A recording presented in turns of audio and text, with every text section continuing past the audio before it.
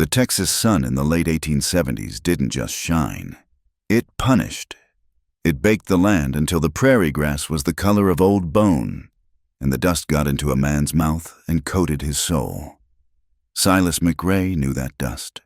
He'd been breathing it for a week, driving his small herd of cattle to market, and he was breathing it now on the ride home. His ranch wasn't much, just a patch of stubborn land on the edge of nowhere, a modest cabin that leaned a little to the north, and a barn that needed new boards. He'd come here after the war, thinking the emptiness would quiet the noise in his head. Sometimes it worked. Most times, it just gave the memories more room to echo. He was tired. The sale had been poor, the prices low. He'd spent the last of his money on salt, flour, and cartridges as he topped the low rise that marked his property line. He was thinking only of a cool drink from the well and the silence of his own company. That's when he saw it. At first, it was just a dark shape against the gray wood of his front gate, a pile of rags, maybe, or a coyote struck by lightning. He nudged his horse, old Amos, into a slow walk. Amos tossed his head, sensing something wrong on the wind. Silas drew closer. The shape was small. It wasn't an animal. It was a person. He swung down from the saddle, his joints aching. The dust settled around his boots. He approached slow. It was a woman, crumpled in on herself like a discarded doll. She was lying face down, one arm flung out toward the cabin, as if she'd been crawling for that last impossible yard. He knelt. "Ma'am." No answer. The air was dead still, save for the buzz of a few curious flies. He touched her shoulder. Her skin was burning hot, dry as kiln-fired brick. He gently, carefully, turned her over. His breath caught in his throat. She was young, black, and closer to death than life. Her lips were split open and caked with dried blood and dirt. Her eyes were sunk deep, and her feet, tucked beneath her, were raw, blistered meat. She was barefoot. Her dress was just thin cotton, torn and stained, clinging to her small frame. But it was her back that made Silas freeze. The dress was ripped open down the spine. Against her dark skin was a map of old, terrible pain, raised, crisscrossed patterns of old, healed over wounds, and layered on top of those were newer, angrier welts, some still weeping. Slavery had been over for more than 10 years. Silas knew. He'd worn the Union blue and watched men die by the hundreds to make it so. But he also knew this frontier. He knew how deep a canyon could be, how far the law was, and how men with black hearts could make their own rules in the shadows. He stood up, his mind racing. This was trouble.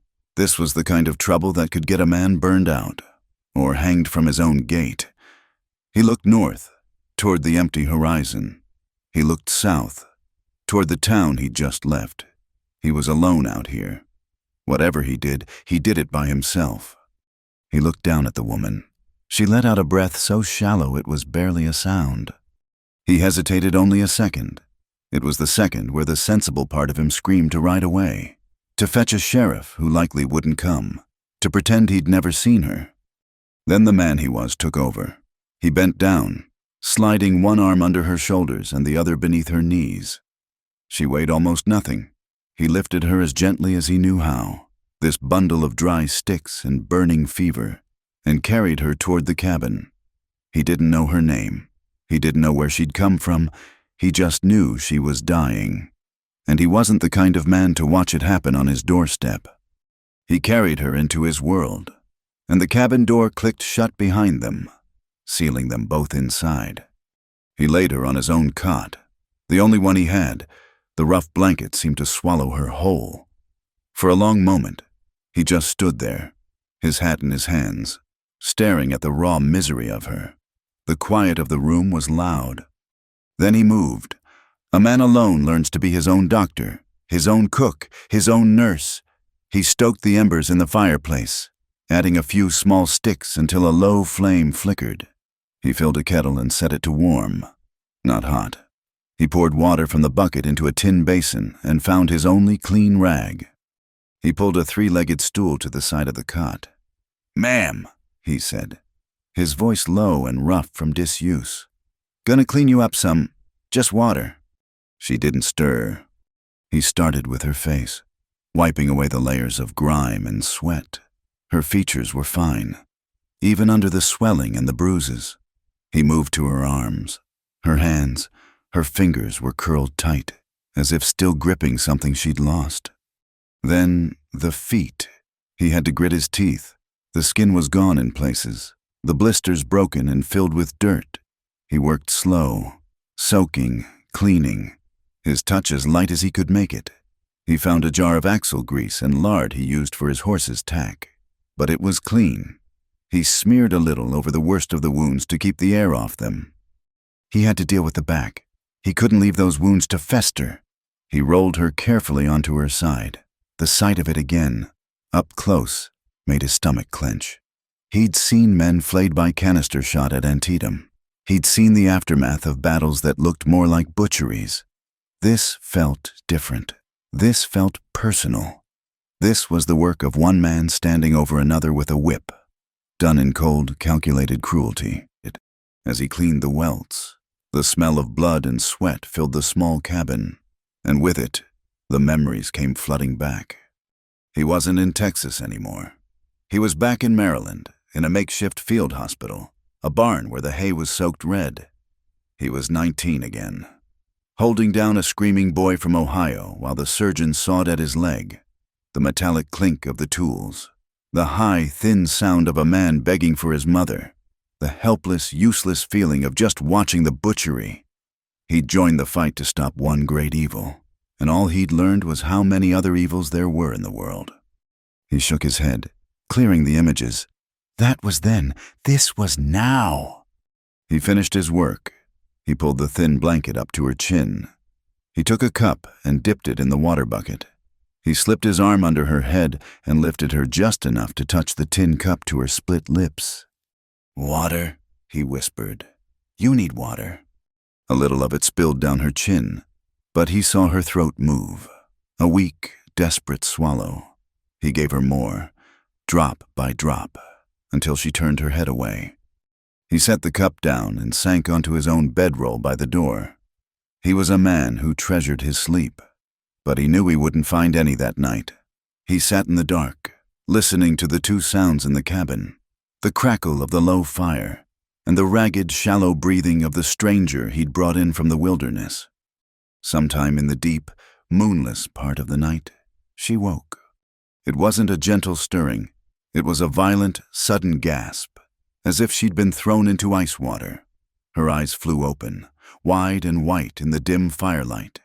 But they didn't see him. They saw something else. "No!" she choked out, the word tearing from her raw throat. "No, not the chains! Please!" She tried to scramble up, her arms flailing, but she was too weak. She fell back against the cot, her body trembling like a leaf in a high wind. "The canyon," she mumbled, her voice frantic. "He'll find me.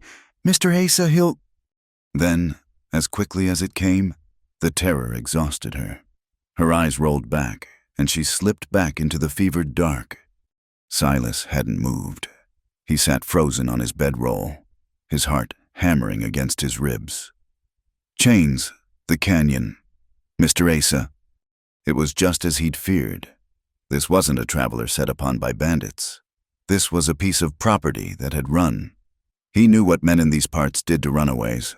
Even now, more than a decade after the Emancipation Proclamation, and he knew what they did to the white men who helped them.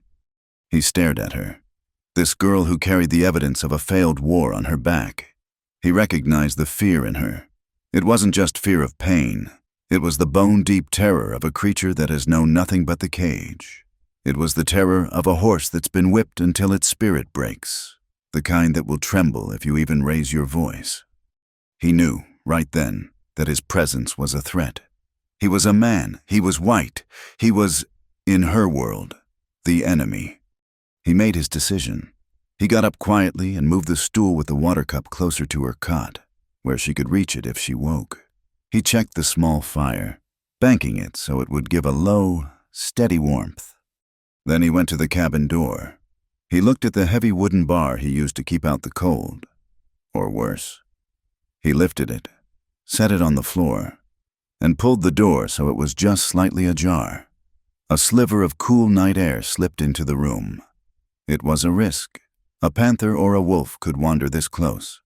But it was a message. "You are not locked in." He took his bedroll and his rifle and went outside. He sat on the porch, his back against the rough cabin wall, and watched the stars, listening to her ragged breathing through the open door. The next few days passed in a slow, silent tension.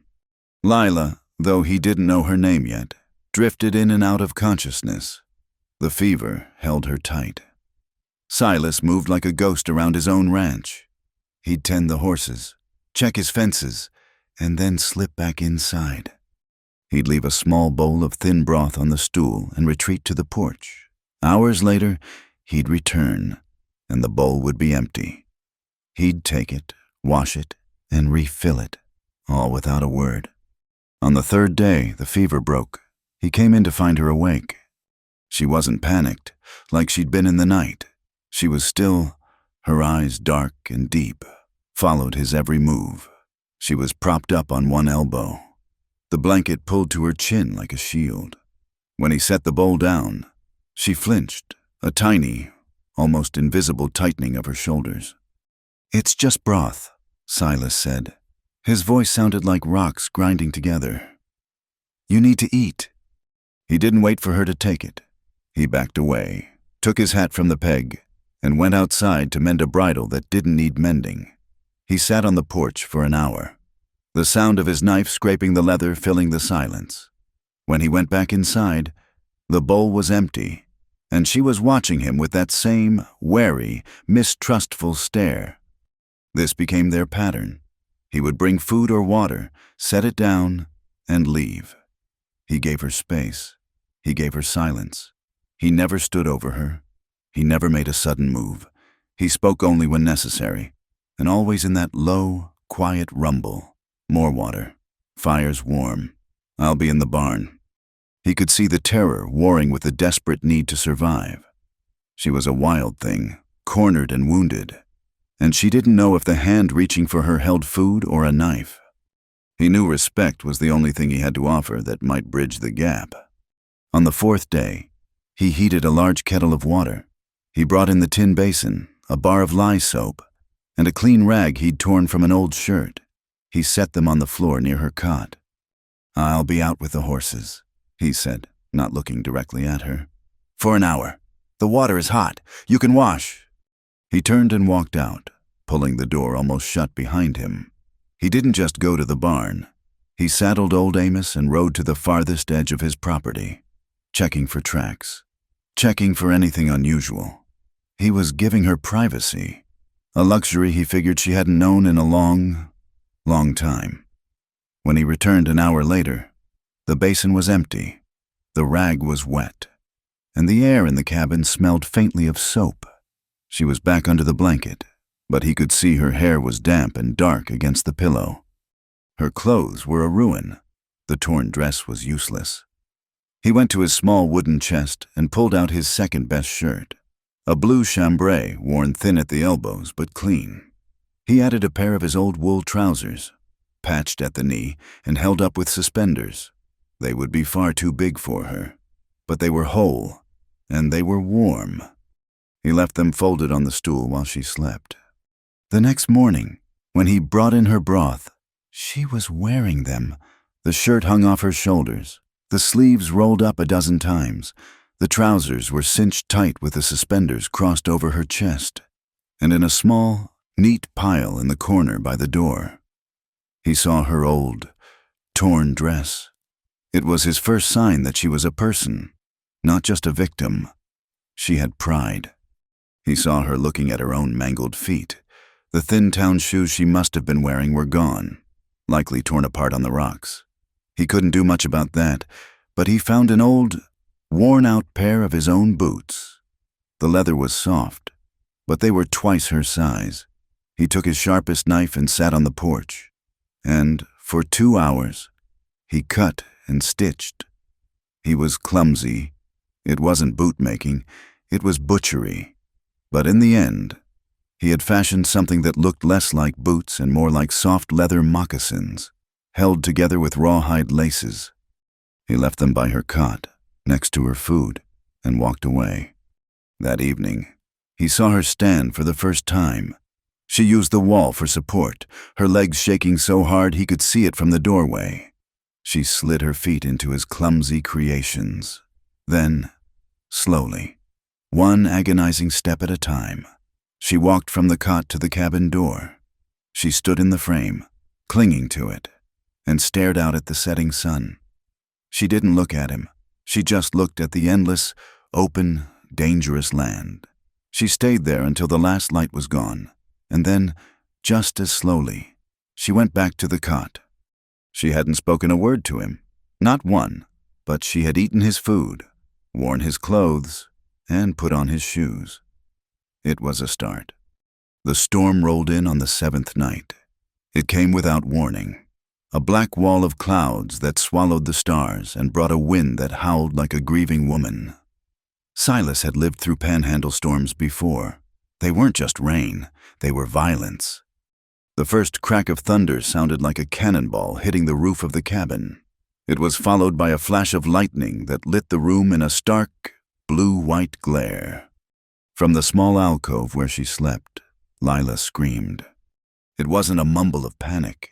It was a raw, terrified shriek of pure, undiluted horror. Silas was on his feet before the thunder had finished rolling away, his hand on the gun he kept by his bedroll. He thought someone was in the cabin, that the men from the canyon had found them. He rushed to the curtain that separated her small sleeping space from the main room. He heard her sobbing, a desperate, gasping sound, punctuated by sharp cries. "No, please, no!" she was crying. "I'll be good. Don't." He realized it wasn't an intruder. It was the storm, the sound of the thunder, the crack of the wind. To her, it sounded like violence. It sounded like the whip. His first instinct was to go in, to comfort her, to tell her it was just weather. But he stopped, his hand on the curtain. If he went in there, a large man bursting into her space in the dark, he would become the monster she was dreaming about. He backed away. He stood just outside the curtain, in the main room, his arms crossed. He leaned against the rough-hewn wall.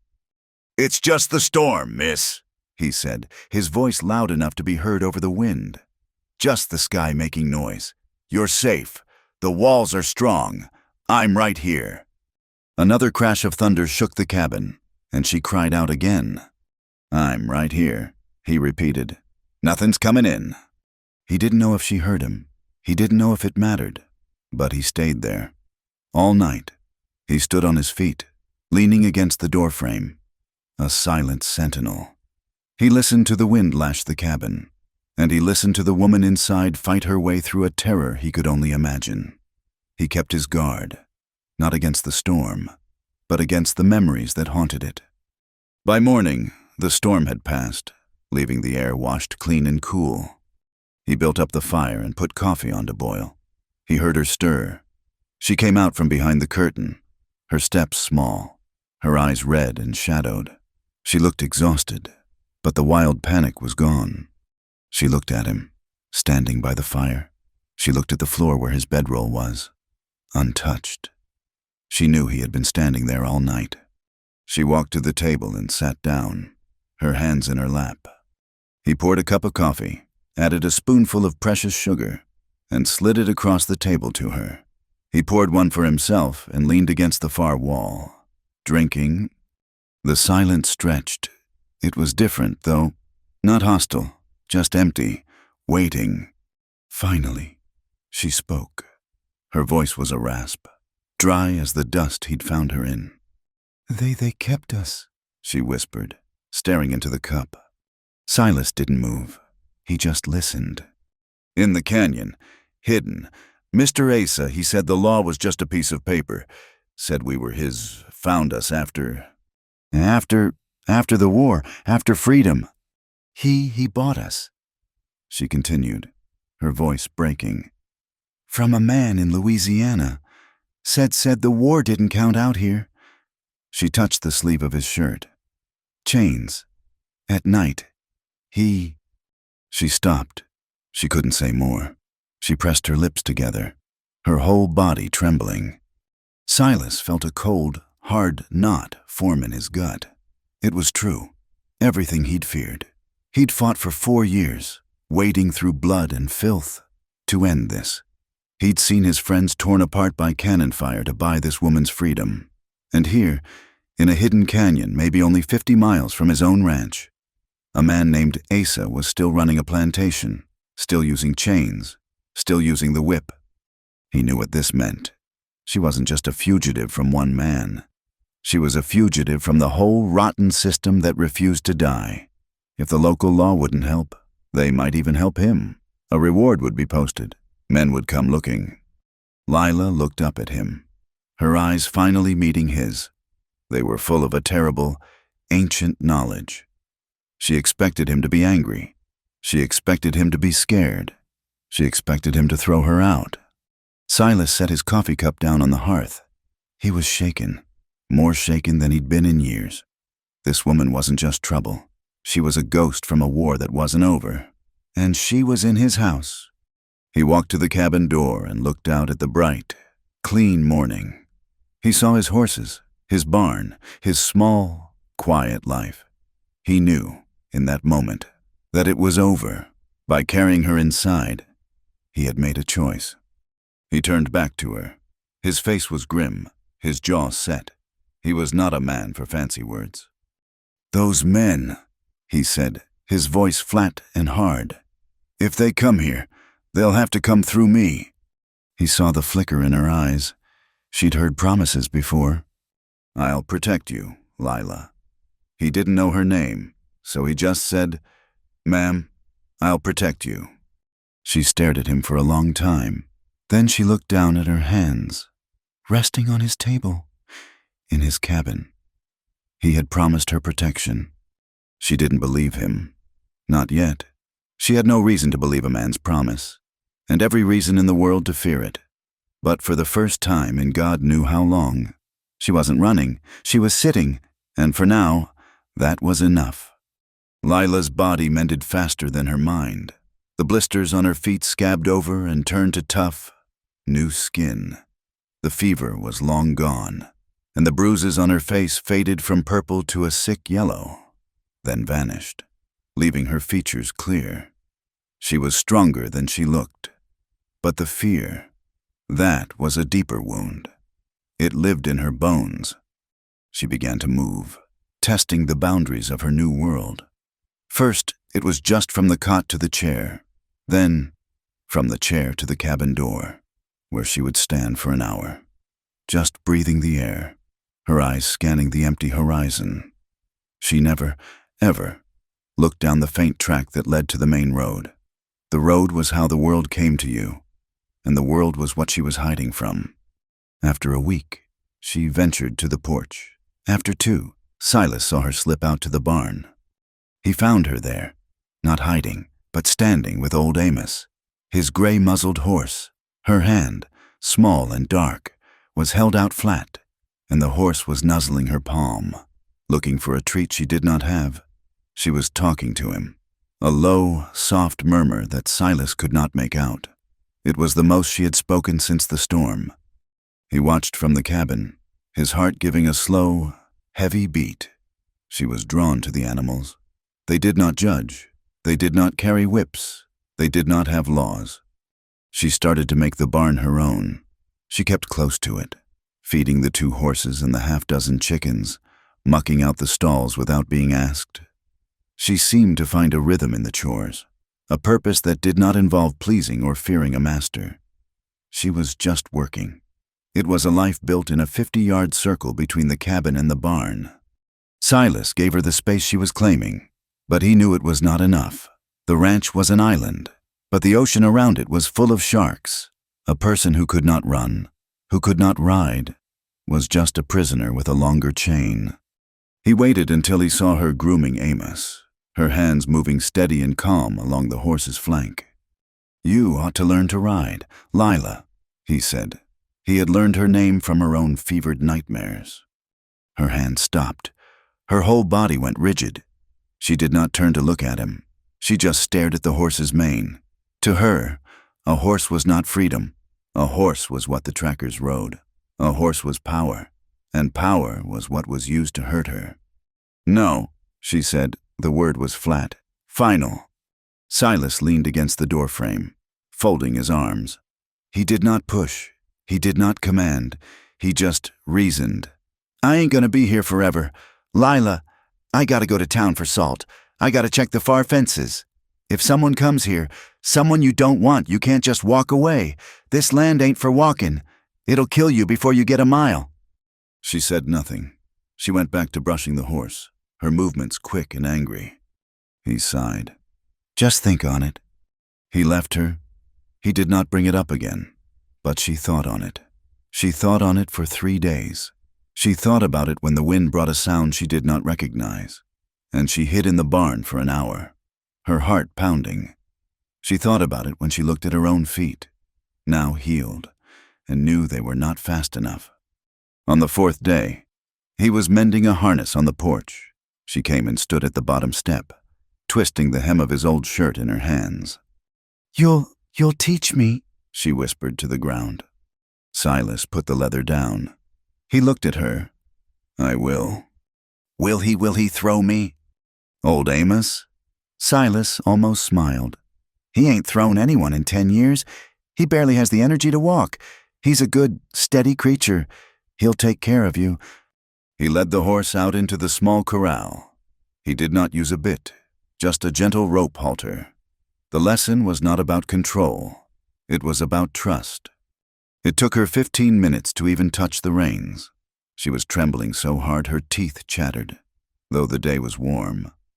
"It's just leather, Lila," Silas said, his voice that same low rumble she'd heard in the storm. "It's just a rope." "He's so big," she breathed, her eyes wide. "He is, and he's gentle. He knows you're scared. He won't make it worse." Getting her foot in the stirrup was the next battle. It meant lifting her leg, turning her back on Silas, making herself vulnerable. She tried twice and pulled back, shaking her head. Silas stood there, patient as the mountains. He did not sigh. He did not rush her. He just waited. "Finally," he said, "you want me to give you a hand up?" "No." She took a deep, shuddering breath. I can do it." She jammed her foot into the stirrup and hauled herself up, clumsy and frantic, landing on the horse's back more like a sack of flour than a rider. Amos just stood there, unbothered, and flicked an ear. Lila sat there, frozen. She was high off the ground. She was on the back of a powerful animal. Her knuckles were white on the saddle horn. "Now just breathe," Silas said. He took the lead rope. "I'm not going to let you go. I'm just going to walk. You just feel the horse move under you."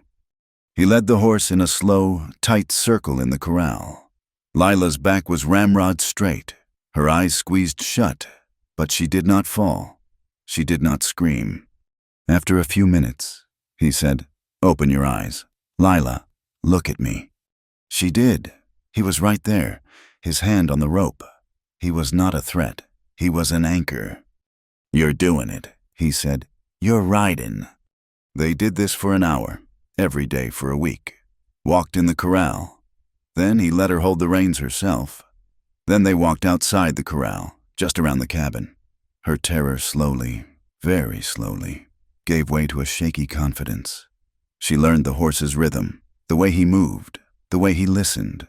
She learned that she could be the one to ask, and he would be the one to obey. Finally, he saddled his own horse. "Let's check the fence line," he said. They rode out, side by side, into the vast, silent prairie. They kept to the low ground, where the cabin was always in sight. The world felt enormous, and for the first time, it was not just a threat, it was space. The silence out there was different. It was not the tense, watchful silence of the cabin. It was an open, clear silence, and it begged to be filled. "You was in the war," she said one day, staring between Amos's ears. It was not a question.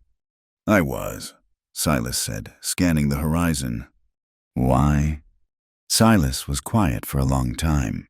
"I was young, full of vinegar, lived on a farm in Pennsylvania. I read the papers. I didn't believe I didn't believe in what they was doing down south. Seemed like a sin. So I signed up, wore the blue." You fought for me?" He looked at her. Her face was calm, but her eyes were searching his. "I fought for the Union, Lila. I fought because my government told me to. But yes, I guess I fought for you, too. Didn't know it at the time. I just knew what was happening was wrong." He spat into the dust. "A lot of good it did. We waded through blood for 4 years. We buried half our towns. And for what? For men like Asa to just move west and build their own private hells in a canyon. Sometimes I think we didn't win. We just stopped." Lila absorbed this. He was not a shining knight. He was just a tired man who had seen too much. "He called us property," she said, her voice so low he had to strain to hear it. "That's the word he used, like we was chairs or cattle. He'd bring men to the canyon, visitors, and he'd show us, tell them how much we cost." She was looking at her own hands, gripping the reins. "I don't understand how a man can look at another breathing soul and call it property." "It's a sickness, Lila," Silas said, his voice hard. "A sickness of the soul. They convince themselves you ain't human, so they can treat you worse than an animal. It's the only way they can live with themselves." "I ain't an animal," she whispered. "No," Silas said, his gaze meeting hers. "You ain't." The rides got longer. The talks got deeper. They were two broken people, tracing the edges of their own wounds. One night, sitting by the fire, the cabin quiet, Silas found himself telling her something he had not told another living soul. "You see me as a good man, Lila, because I pulled you out of the dust, but I ain't." She watched him, her dark eyes reflecting the firelight. "I told you I fought in the war," he said, staring into the flames. "But I didn't tell you what I did after. I was adrift, drank too much, fell in with a bad crowd back in Kansas, ended up in a saloon. There was a man a card sharp. He was cheating, and I knew it. I was drunk, full of that old war anger."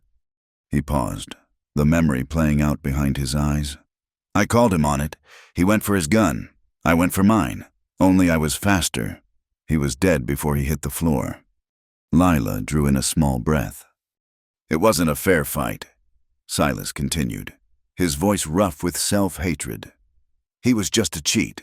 I was a killer. I'd shot men in the war, but that was different. This was in cold blood. Over a few dollars and a bottle of whiskey. I sobered up in a jail cell, looking at a noose." He rubbed his face. "The judge let me go. Said it was self-defense, but we both knew. I came out here to the edge of the world, I don't know, to pay for it, I guess, to be alone. So you see, I ain't no saint. I'm just a man who's done bad things." He finally looked at her. "I'm not a savior, Lila, but I ain't a coward either. I know what men like Asa are, and I won't let them have you." Lila was quiet for a long time. She processed his confession. He was not a god. He was not a master.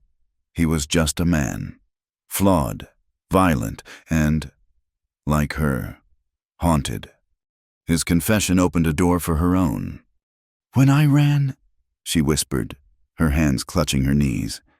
"That day, I didn't just run. I was in the fields away from the main house. Mr. Asa, he was gone to town. The overseer was drunk. I saw my chance." She was trembling. "But there was others. Hattie, she's an old woman. She raised me. And a boy, Samuel, he's only 10. They was in the house. I just ran. Silas, I didn't warn them. I didn't go back. I just saved myself." A tear traced a path down her cheek, bright in the firelight. They're still there. Or they're not. I don't know. Hattie, she couldn't have run. I left her. I left that little boy. What does that make me? I'm just as bad as him. I left them to it. The guilt poured out of her, a raw, heavy thing. Silas wanted to tell her it was all right, that she did what she had to do, but he knew that was a lie. It wasn't all right. It was terrible. So he just told the truth. It makes you a survivor. Lila, it don't make you bad. It makes you alive. You can't carry that. You just can't. You survived. That ain't a sin. She looked at him, her guilt still heavy on her, but his words were a small comfort. He did not judge her. He did not absolve her. He just sat with her. They found their comfort in that shared silence. They worked side by side, pulling weeds from the stubborn garden patch, mending the corral fence. He would hand her the hammer, and she would take it. She would pass him the water jug, and he would drink. They moved around each other with an easy, quiet rhythm. They were two solitary people who were, slowly, learning to be not so solitary. The cabin did not feel empty anymore. It felt occupied.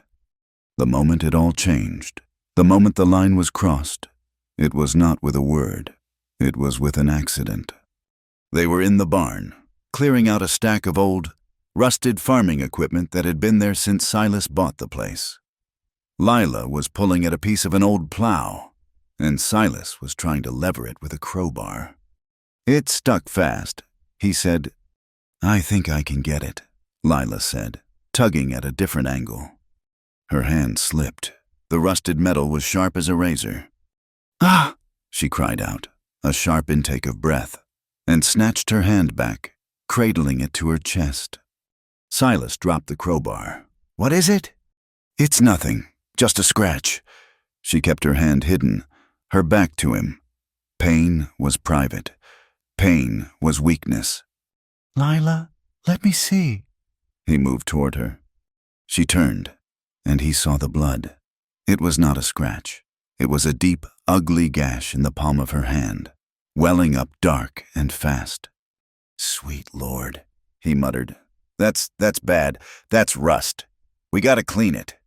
He reached for her hand, and Lila flinched. It was not a small movement. It was a full-body recoil, a violent, panicked jolt, as if he had raised a whip. Her eyes went wide with that old, cornered animal terror. A white man reaching for her in anger, to inflict pain. Silas froze. His hand was still in the air between them. This was the moment. He could have pulled back. He could have been offended. He could have respected her fear and backed away. But he did not. He held his hand steady. He did not move it forward, but he did not pull it back. He just held it there, palm up. "Lila," he said, his voice softer than she had ever heard it. "I am not him. I am not going to hurt you, but that wound is full of poison. Please, let me clean it." She was breathing fast, her eyes darting from his face to his outstretched hand. She was at war with herself. Every instinct, every scar on her back, screamed at her to run, to hide, to protect herself. But the man in front of her had not hurt her. He had fed her. He had clothed her. He had taught her to ride. He had listened to her nightmares. Trembling so hard she shook the floorboards, she slowly, agonizingly, lifted her wounded hand and placed it in his. His calloused, rough fingers closed around hers. His grip was firm, but it was gentle. He did not grab, he just held. The barn was dead silent. There was just the sound of the wind outside, the smell of hay and rust, and the feeling of his skin against hers. He looked down at her hand, turning it over to inspect the wound. Then he looked up, and his eyes met hers. No words passed. There was nothing to say. In that one look, 1,000 things were said. She was terrified. He knew it. She was trusting him. He knew that, too. He was not her master. He was not her savior. He was just Silas. And she was Lila. And her blood was on his hand. It was a quiet, trembling, terrifying closeness. It was the first brick of trust, laid on a foundation of pure fear. He held her gaze for a long second, then nodded, as if to himself. "Come on, let's get this fixed." He led her to the cabin, still holding her hand. He sat her down, washed the wound with whiskey, which made her hiss in pain, but she did not pull away.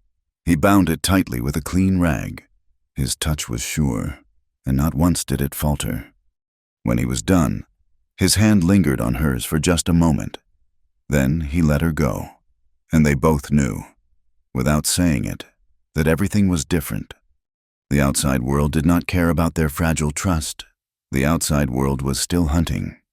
Silas had been putting off the trip to town. He was almost out of flour, and his coffee was gone. He could not wait any longer. "I'm riding in," he told her one morning. "Should be back before dark. Bolt the door behind me. Do not open it, for anyone. You hear me?"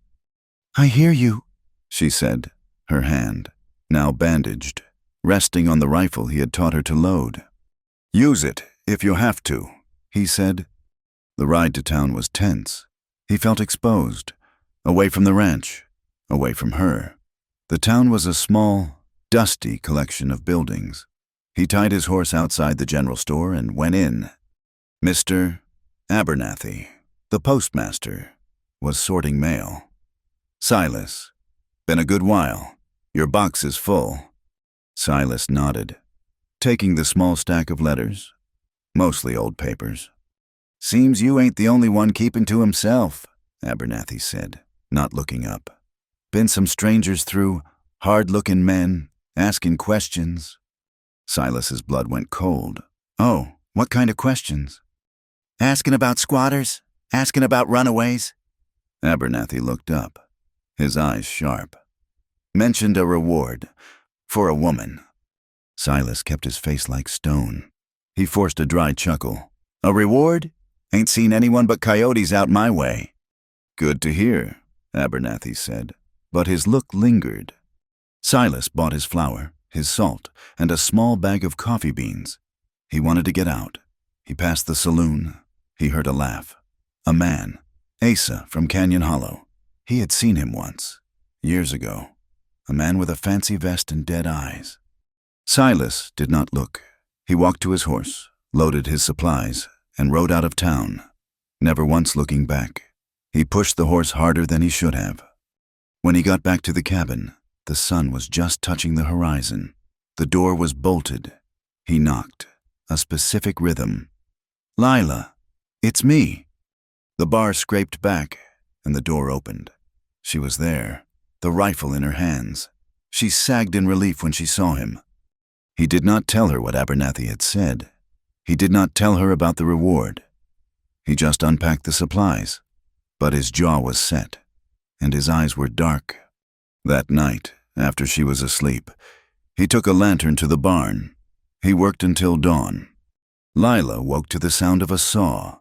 She found him in the back stall, the one deepest in the shadows, behind the largest stack of hay. He was cutting new pine boards. He did not have to explain. She knew. She had spent a lifetime learning to see the secret spaces, the places to hide. She picked up a hammer. They worked together all day, in near silence. They were not building a wall. They were building a tomb, a small, dark space, just big enough for one person to curl up in, hidden behind a false wall that looked, to all the world, like the back of an old, empty stall. He even rubbed dirt and cobwebs on the new boards to make them look ancient. Neither of them spoke of what it was for. Neither of them wanted to say the words out loud. To speak of the men from the canyon was to summon them. They finished as the sun set. They stood in the dim, dusty light of the barn, staring at their work. It was a good wall. It was a terrible, necessary thing. That night, the tension in the cabin was so thick he could have cut it with a knife.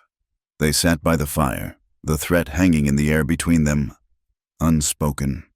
Lila looked at Silas. He was staring into the flames, his face a mask of hard lines. He had built that wall for her. He had taken this risk for her. He was a man who had killed, a man who had hidden from the world, and now he was putting himself between her and the men who owned the law. She had to know. Silas? She whispered. He turned his head. You ever wanted something? Her voice was so quiet it was almost lost in the crackle of the fire. Something you knew? That you weren't allowed to have? He knew exactly what she was asking.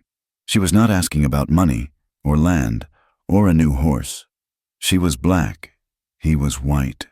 She was a runaway. He was her harbor, in the eyes of the world, in the eyes of Texas. Them sitting in the same room was a crime. What was building between them that was a sin punishable by fire and rope? She was asking if this feeling, this fragile, terrifying thing growing in the dark, was only hers. Silas's jaw tightened. He looked away from her, back into the heart of the fire. He thought of her courage, of her quiet strength, of the way her hand felt in his. He thought of how empty his life had been before she collapsed at his gate. He gave her the only answer he had, the truest one. Yes. The word spread the way things do in the empty parts of the country. Not like a fire, but like a bad seed carried on the wind, landing in one place and then another. A rider checking a stray calf saw a woman's shape near Silas's barn. A mail carrier. 3 weeks late. Thought he saw 2 sets of plates on the drying rack by the window. It was just whispers, but whispers were all it took. One hot, still afternoon, Lila was inside, mending the same pair of wool trousers she wore every day. Silas was out by the well, replacing a rotted board. He saw the dust first. 2 riders coming slow, not from the main road, but cutting across the prairie. He didn't run, he just stood up, his hammer in his hand, and waited. He saw the glint of a tin star on one man's vest. "Lila," he called, his voice low but sharp. "Inside! The curtain! Now!"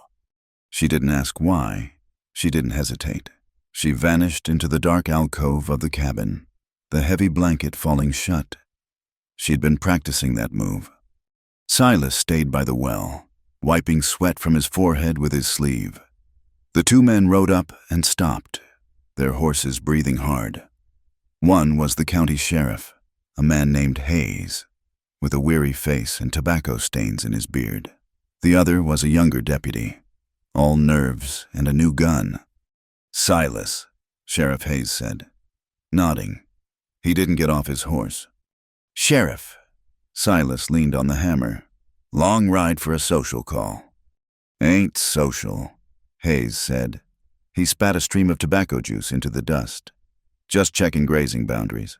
We've had some reports of stray stock, men pushing herds where they don't belong." Silas knew a lie when he heard one. He was on the edge of the county. Nobody cared about his boundaries. "Ain't seen a stray hoof in 6 months," Silas said. "Just my own. And they ain't strayed."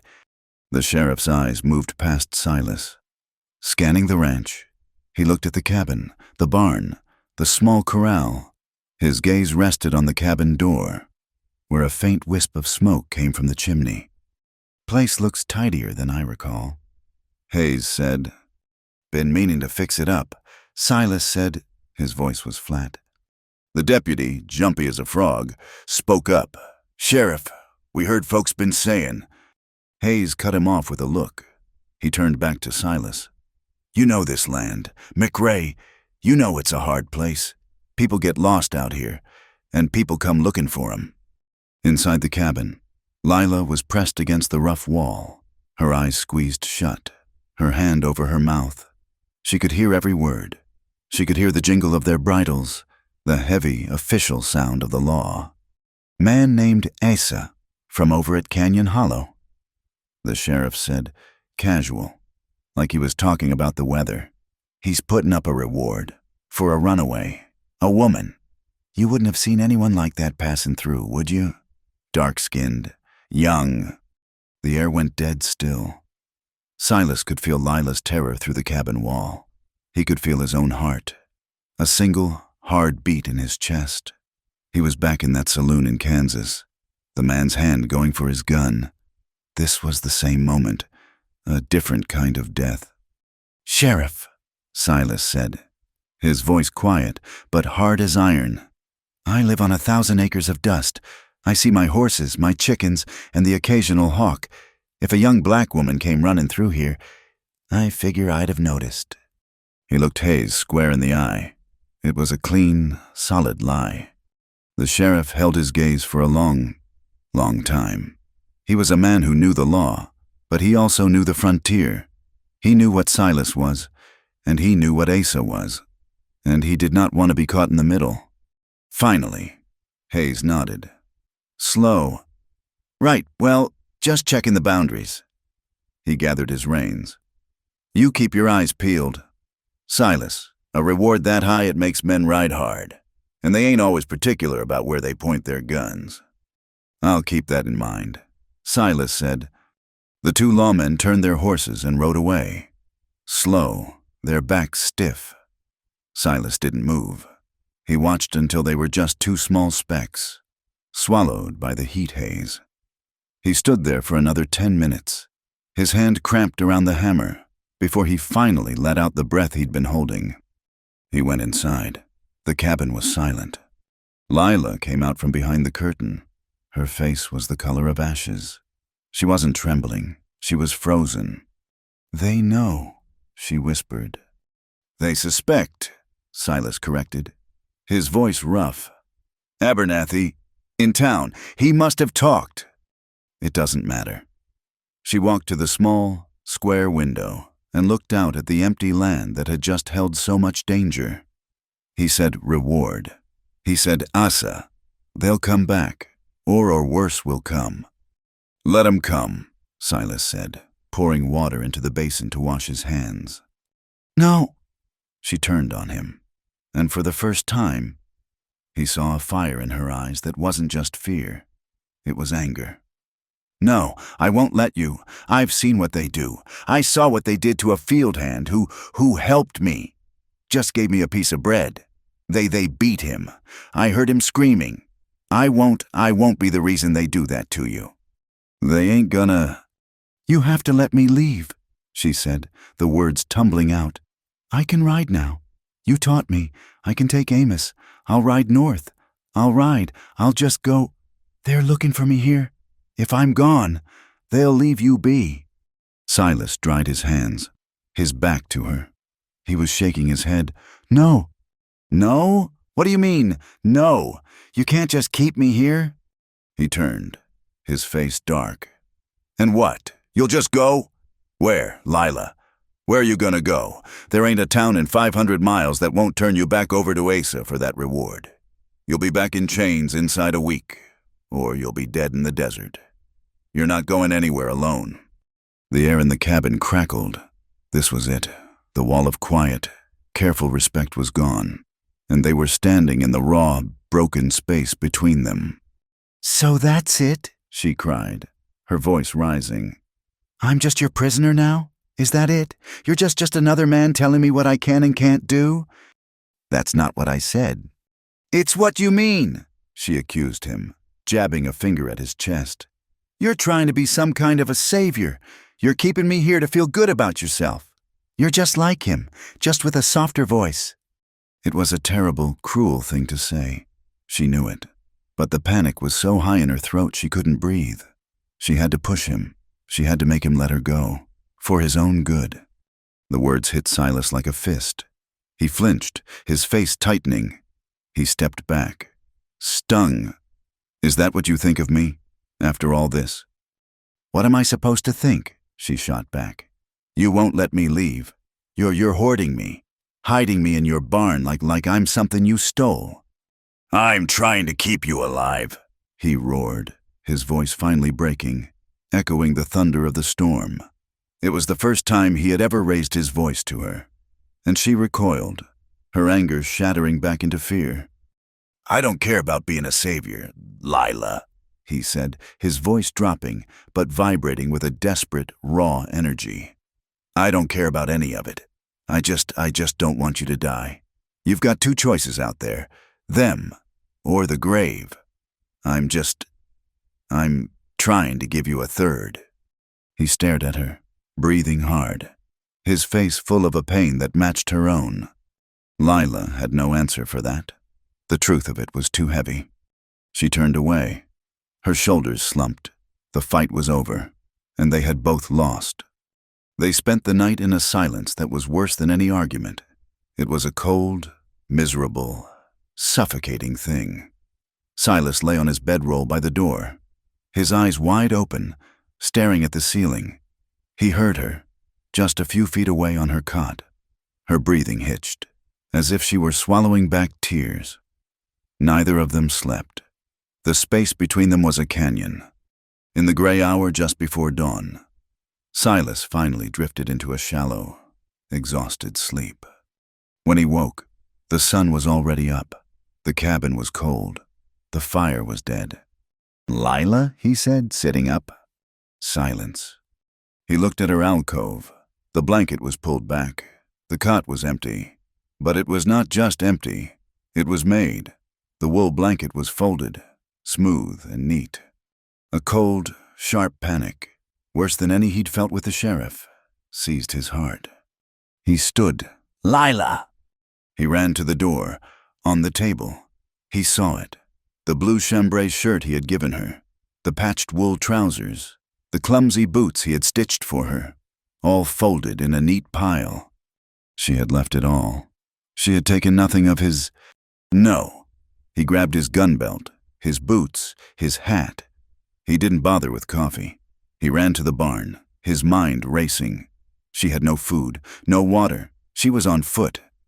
He burst into the barn, expecting to see Amos gone, but old Amos and his other horse, Scout, were both there, nickering softly, waiting for their morning hay.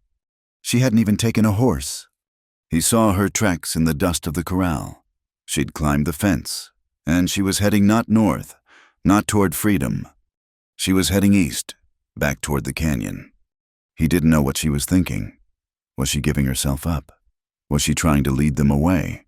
Or was she so broken that she was just walking back to the only home she knew, no matter how terrible? It didn't matter. He threw the saddle on Scout, his hands fumbling with a cinch.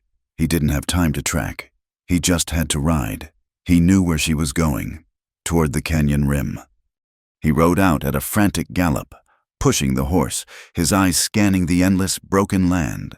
The sun was climbing, and the heat was already building. A person on foot wouldn't last long, not out here. He rode for an hour, his panic growing with every mile. He was too late. He'd pushed her. He'd scared her. His stupid pride. He'd let her call him a savior. And he'd gotten angry instead of what? He topped a rise, the same one where he'd first seen his own ranch. He scanned the long, empty stretch of prairie that led to the jagged cliffs of the canyon country, still miles away. At first, he saw nothing, just rock and dust. Then, a small, dark shape, a pile of rags. It was her. She was crumpled on the ground, in almost the exact same position he'd found her in at his gate. She hadn't even made it 5 miles. Her body had given out. She'd had the will to run, but not the strength. "Lila!" he roared, digging his heels into Scout's flanks. He leaped from the saddle before the horse had even stopped and ran to her. He fell to his knees, turning her over. She was not unconscious. Her eyes were open, staring at the hot, white sky. Her lips were already cracked. She was covered in dust. Her feet, in her old, thin shoes, were already blistered. When she saw his face, she didn't look scared. She just looked tired. So completely, utterly tired.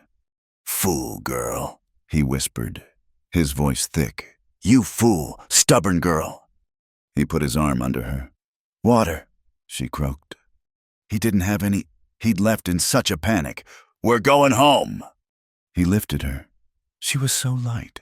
He carried her to the horse, settled her in the saddle, and swung up behind her. He pulled her back against his chest, her head falling against his shoulder. He wrapped one arm around her waist, holding her tight, and took the reins in his other hand. "It's all right," he whispered into her hair, as the horse began the slow walk back. "I got you. You're all right." She didn't answer. She just let herself be held. The ride back took hours. He held her the entire way. He didn't speak again. He just held on. He could feel the small, trembling breaths she took. He could feel the sun beating down on them both. He protected her from the jolt of the horse, his own body taking the strain. He was not letting her go. He carried her back into the cabin, just as he had the first day. But this time, when he set her down on his own bed, she didn't fall into darkness. She looked at him, and her face just crumpled. The dam of pride, of fear, of strength. It all broke. A sob tore out of her, a sound of such complete frustration and grief that it physically shook her. She curled in on herself, her hands covering her face, and she wept. She wept for her escape, for her failure, for the friends she'd left behind, for the lawmen at the door, and for the fact that she was too weak to even run away properly. Silas just stood there for a second, his heart breaking. He had no words. He had nothing. He sat on the edge of the bed and, without a word, he put his arms around her. He pulled her against his chest, and she resisted for only a second. Then, with a desperate, drowning sound, she clutched him. She wasn't just holding on. She was anchoring herself. Her fingers dug into the rough fabric of his shirt, her face buried in his shoulder, as if she was trying to climb inside him, to hide from the entire, awful world. I can't, she sobbed, her words muffled. I can't, I'm so tired. I know, he murmured, his hand rubbing her back, feeling the ridges of her old scars through the thin dress. I didn't want to die, she whispered, her voice breaking. Not out there, not alone. That was the truth. It wasn't about saving him. It wasn't about being a martyr. It was the simple, terrible fear of being erased by the wilderness, of dying in the dust with no one in the world to know or care. He held her tighter, his own throat thick. He rested his cheek on the top of her head. You won't, he whispered. It was a promise. It was a vow. You won't. They stayed like that for a long time, the sun moving across the cabin floor, until her sobs quieted into shudders, and the shudders into just exhaustion. She had cried herself out. That night, a new routine began. When it was time for sleep, Silas took the blanket from his bed and spread it on the floor near the hearth. What are you doing? Lila asked, her voice still rough from crying. You take the bed, he said, not making it a discussion. It's warmer. I'm on the floor. From now on. She looked at him. He was not her master. He was not her savior. He was just Silas. He was the man who had yelled at her, and the man who had held her while she drowned. She didn't argue. She climbed onto the cot, his cot, and lay down. He banked the fire and lay on his own bedroll. The cabin was dark. For the first time in all her life, she felt safe. Not just hidden, but safe. A few nights later, she began to talk again, not about the past, about the future. Silas? She asked the darkness. I'm here. What is freedom? He was quiet. He thought he knew the answer to that. He'd fought a war for it. It's not being a slave, he said, but the words sounded hollow, even to him.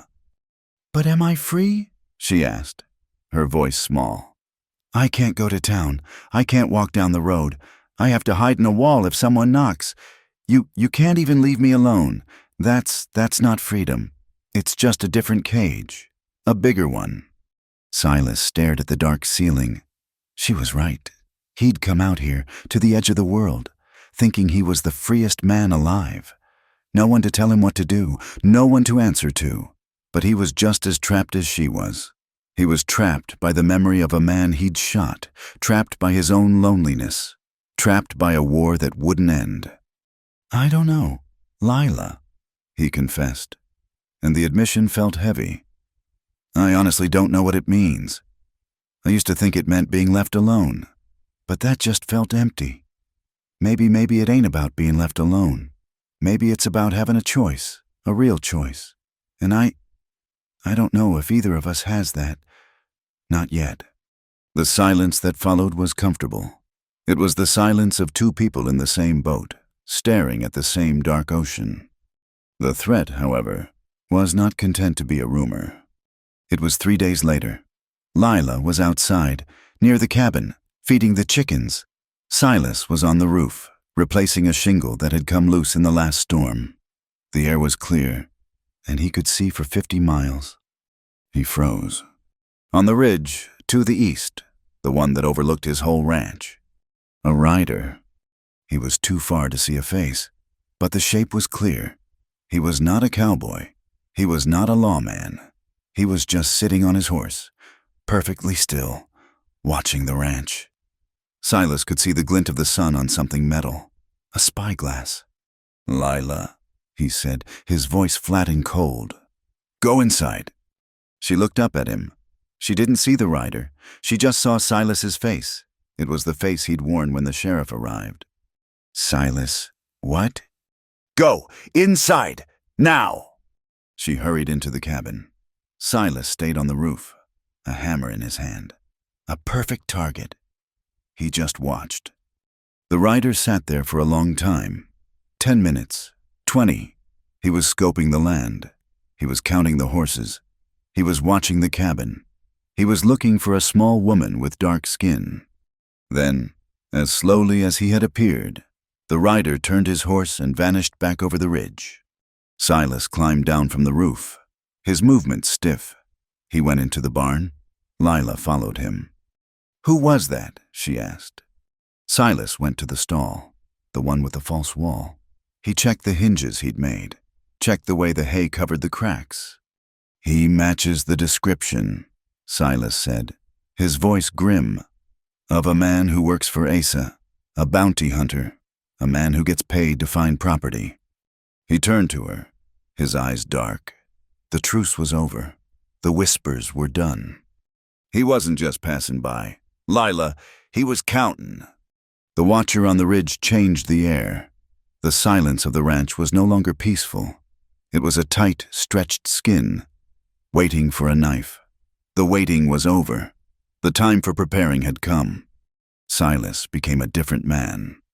The quiet farmer and rancher gave way to the Union soldier, the man who had survived 4 years of ambushes and picket lines. He moved with a grim purpose. He was no longer just mending fences. He was fortifying a perimeter. He took Lila to the narrowest parts of the gully that led up to his land. "We can't stop them," he said, his voice flat as he dug into the hard, dry earth. "But we can slow them, and we can make them make noise." He didn't set traps to kill. He set traps to warn. He stretched thin wires across the game trails, tied to old tin cans filled with pebbles. He dug a shallow pit on the one trail wide enough for 2 horses abreast, and covered it with a brittle lattice of dead branches and dust. It wouldn't break a leg, but it would send a horse and rider tumbling, and they'd hear the crash from the cabin. He was buying them time.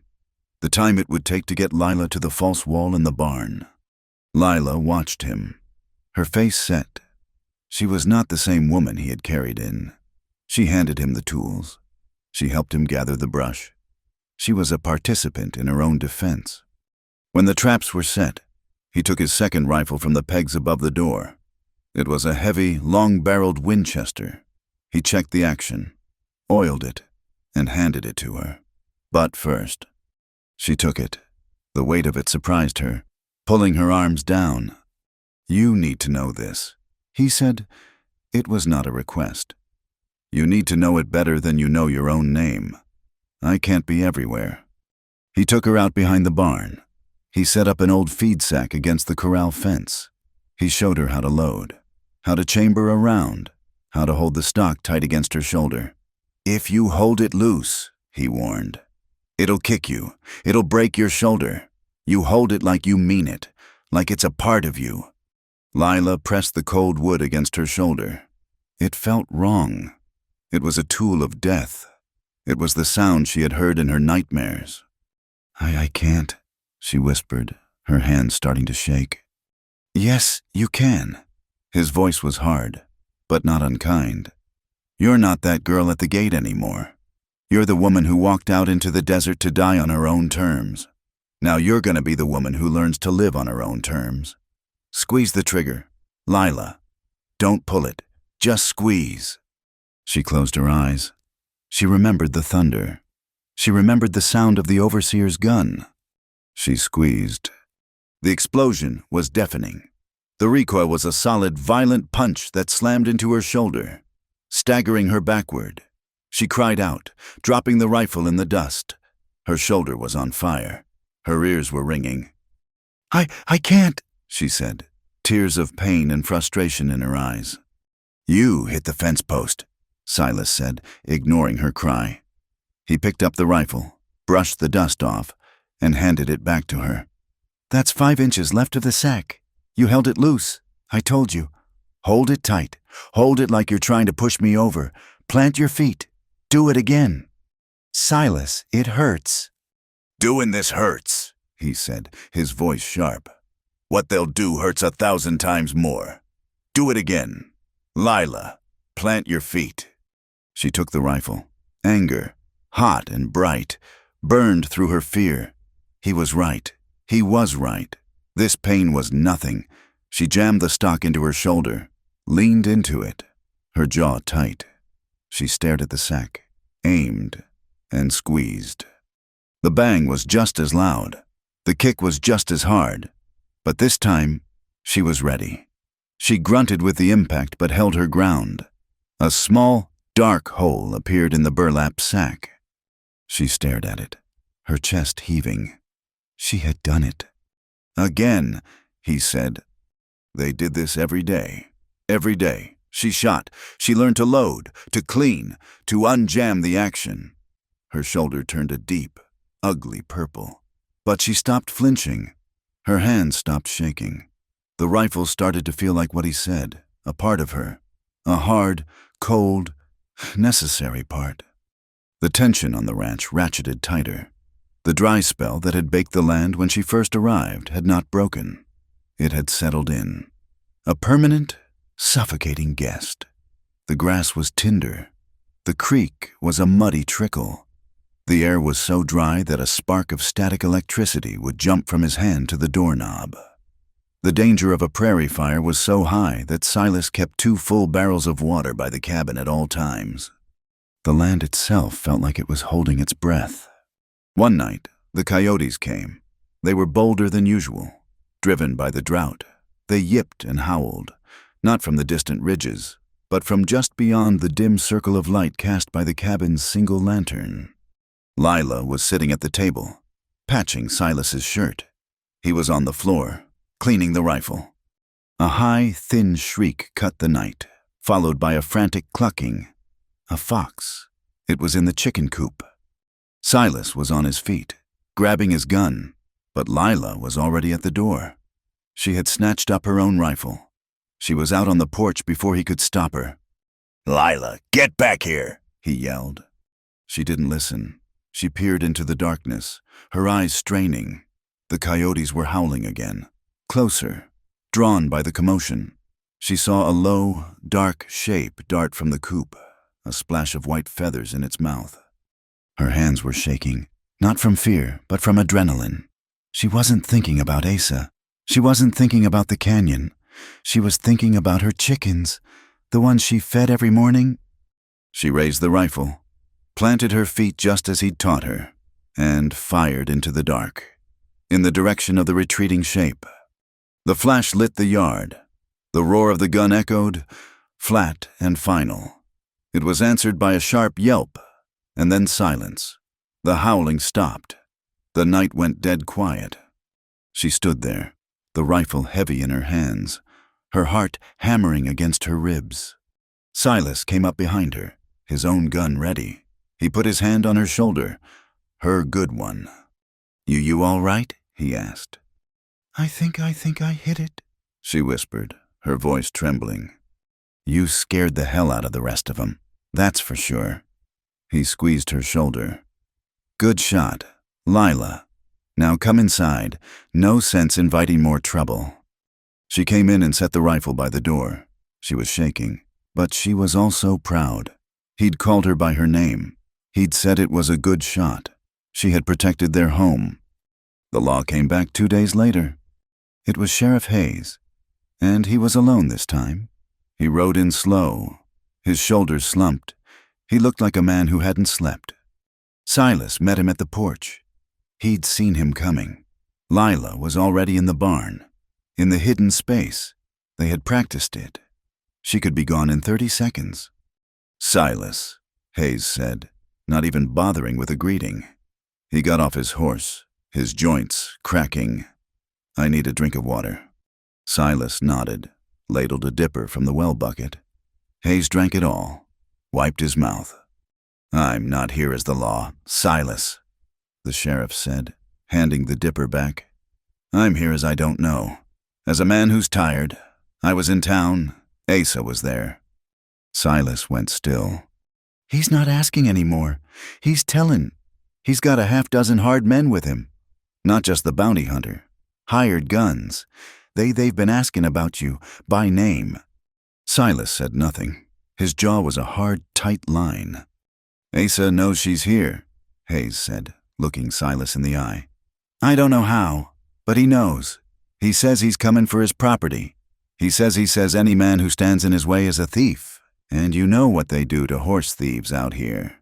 "She ain't a horse," Silas said, his voice a low growl. "Son, you ain't listening," Hayes said, his voice rising in frustration. "I don't care what you think. I don't care what's right. I'm telling you what is. Asa, he is the law in that canyon, and he's got the money to make himself the law out here, too. I'm one man. I can't stop him. Not if he comes in force." "So what are you saying?" Silas asked. "I'm saying keep your house clean, Silas." The sheriff looked away, at the hard, dry prairie. "I'm telling you, as a man I can't help you. If he comes, I won't be here.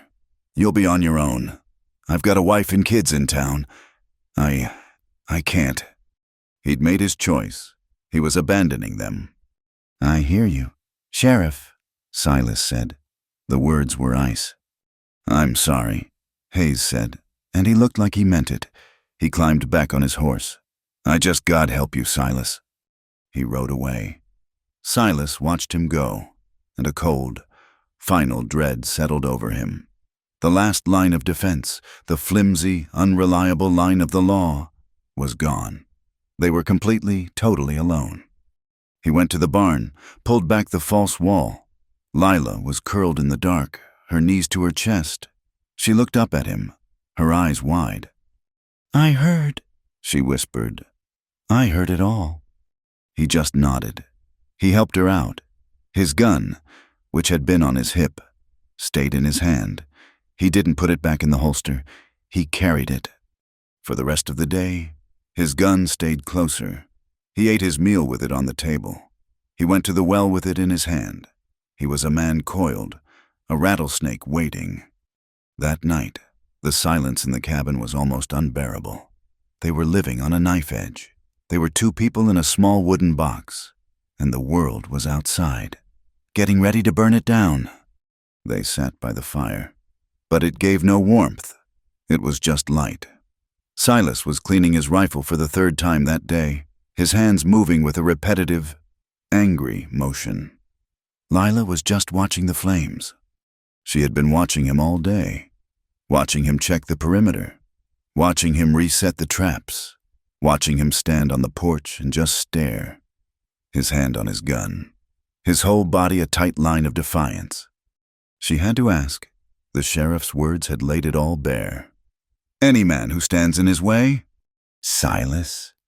He didn't look up, but his hand stopped moving. "Yeah. You could have given me up." Her voice was a whisper. He looked at her. "When the sheriff came," she said, her eyes locked on his. "The first time, or this time, you could have just handed me over, taken the reward. You'd be safe. He'd leave you alone. You could have your life back." It hung in the air. It was the last, most important question. Why? Why was he doing this? Why was he trading his life for hers? Silas looked at her for a long, long time. He saw the woman who had collapsed at his gate. He saw the woman who had faced him down with anger. the one who had trembled at his touch, the one who had fired a rifle into the dark to protect their home.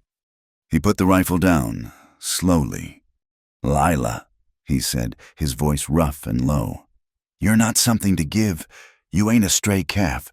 You ain't a sack of flour. You're not property." He said the word like it was poison.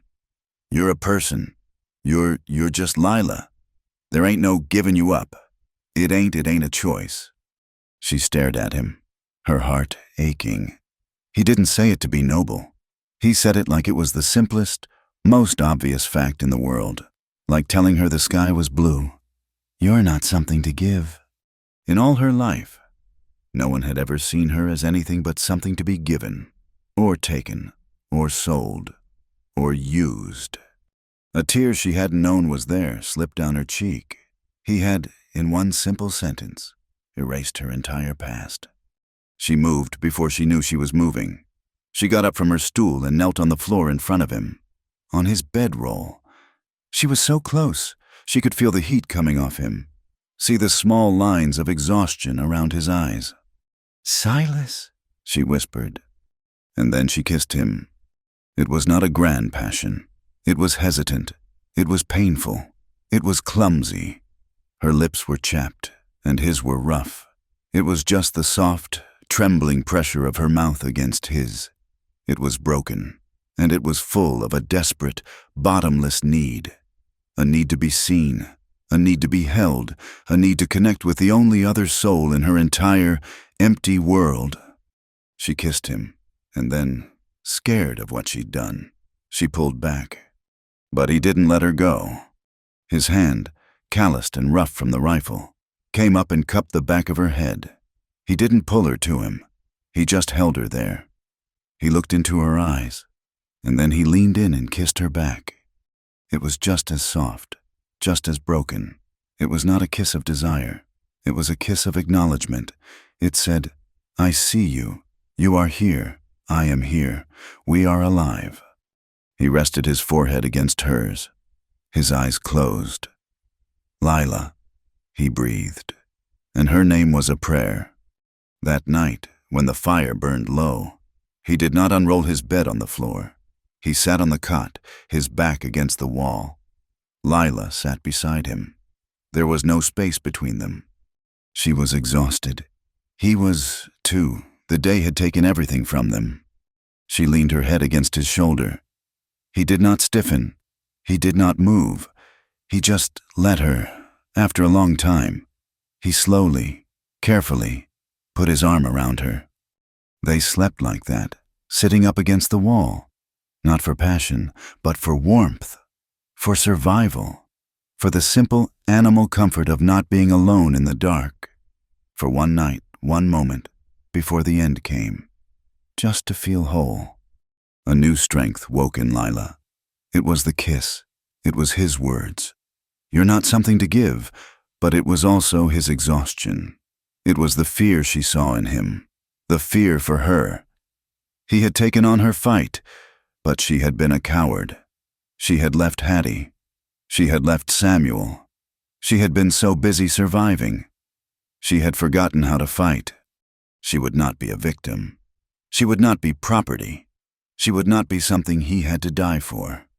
The next morning, while he was out checking the traps, she made a decision. She went to his small desk, where he kept his ledger. She found his pot of ink and a pen, and she found a clean sheet of paper. Her hands shook, but not with fear, with purpose. She had been taught to read and write in the house, a secret she had guarded. Now, she would use it.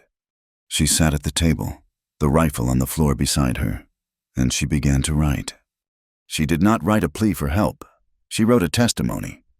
"To the federal marshal in the next county," she wrote, her hand cramping. "My name is Lila. I was held in bondage." She detailed it all. The location of the canyon, Mr. Asa's full name, the names of the other men, the number of people still held there. She named Hattie. She named Samuel. She wrote about the chains, the beatings, the illegal sales. She wrote it all down. A cold, clear, damning account. She was not just trying to save herself. She was trying to burn the whole rotten canyon to the ground. She signed her name at the bottom. Lila, a free woman. When Silas came back, she was folding the paper. She held it out to him. He read it. His face was grim. He read it again. A federal marshal, he said. That's smart. The county law is bought, but the federals, they don't answer to men like Asa. But how? She asked. The next county, it's 100 miles. Silas looked at the letter. He looked at her. He saw the resolve in her face. This was her fight, and she was asking him to be her weapon. He's watching the ranch, Silas said, thinking, he's watching the road to town, but he ain't watching the back trails. Not at night. I can ride the gully south, cut across the lowlands. I can be there by sunup if I push. Silas, no, she said, her resolve wavering. That's what they're waiting for. They'll see you leave.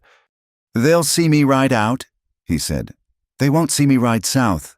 They'll think I'm checking fences, and at night I can slip past. I have to. This is the only way. Lila, this is the only way this ends. Other than them or us. He tucked the letter into his shirt. I'm going tonight, when the moon sets. She just nodded, her throat too tight to speak. He left just after midnight. The world was pitch black, no moon, no stars. He took Scout, the faster horse, and slipped into the gully like a shadow. Lila sat in the cabin, the door bolted, her rifle across her lap. She did not sleep. She watched the black square of the window. She listened to every creak, every gust of wind. Every sound was them. Every shadow was a man with a gun. The hours dragged by, a slow, cold torture. He was supposed to be back just after dawn. Dawn came. The sky turned gray, then a pale, sick yellow. He wasn't back. The sun came up. The heat began. He wasn't back. Lila stood on the porch, staring south, her heart a cold stone in her chest. He was gone. They'd caught him. He was... Then she saw the dust. Just one horse, coming slow, too slow. It was Scout, but the rider was wrong. He was slumped in the saddle, clinging to the horse's mane. Silas! She screamed, and she ran. She ran from the porch, her feet flying, the rifle forgotten. He just about fell from the saddle when he reached her. She caught him, his full weight crashing into her, almost sending them both to the ground. Get inside, he gasped, his voice a wet rattle. His face was a mask of blood. His shirt was soaked. There was a long, ugly gash on the side of his head, and his left arm was hanging at a bad angle. She dragged him, half-carried him, into the cabin. He collapsed onto the cot, groaning. Ambush, he whispered, his eyes squeezing shut in pain. On the road back, near the crossing, 2 of them. The letter, she said, frantic. Did you? Delivered, he breathed. Gave it to the marshal himself. Woke him up. He said he'd ride. Oh, God, Silas. She was tearing his shirt open. Her hands were covered in his blood. He had a deep cut on his ribs, bleeding badly, and his arm, she thought it was broken. She ran, got the water, the rags, the whiskey, the same things he had used on her. She began to clean his wounds. Her hands were shaking, but they were steady. She cleaned the blood from his face, from his hair. She poured the raw whiskey onto the cut on his ribs. He hissed, his whole body going rigid, but he didn't cry out. She worked in a tear-filled, silent panic. He had done this. He had taken this beating. For her letter. She finished binding his ribs, his head. She put his arm in a makeshift sling. He was pale as death, but his eyes were open. He was watching her. She sank to the floor, her strength gone, her hands stained red. You did that for me, she whispered. Her voice choked. She looked at the blood on her hands. All this, you did it for me? He reached out his good hand, slowly, and touched her cheek. His fingers were cold. I did it, he rasped, his voice barely audible. Because I love you. She stopped breathing. She looked into his eyes. He wasn't saying it to be thanked. He wasn't saying it to make her stay. He was saying it because it was the truth. And he thought he might be dying. And it needed to be said. Silas, she whispered, and she put her hand over his, pressing his cold fingers to her face. She had no other words. Silas's words, I love you, seemed to echo in the small, silent cabin. They hung in the air between them, heavier than the oppressive heat, more dangerous than the men who were hunting them. He had said it in a gasp of blood and pain. And now, as Lila tied the sling for his broken arm, the words were just there. He was alive. That was the first miracle. The men who had ambushed him had left him for dead, but they had underestimated his stubbornness. He was weak, he was in agony, but his eyes were clear, and they followed her everywhere. Lila, in turn, became the guardian. Their roles had been completely reversed. She was the one who was whole. She was the one who met the dawn, rifle in hand. She was the one who hauled the water, her muscles straining. She was the one who checked the perimeter, her eyes scanning the ridges for that lone rider, for the dust cloud that would mean the end. And she was the one who nursed him. She changed his bandages. She spoon-fed him broth, just as he had done for her. She sat by his cot through the long, hot nights, listening to his fevered breathing, her hand resting on the rifle. They were trapped. The ambush proved that Asa's men were not just at the canyon. They were here. They were watching the roads. They were waiting. Silas's ride had not saved them. It had only poked the hornet's nest. Now, they were just waiting for the fever to take Silas, or for Asa's men to finally grow bold. A full week passed, a week of suffocating, stretched thin tension. Silas's fever broke.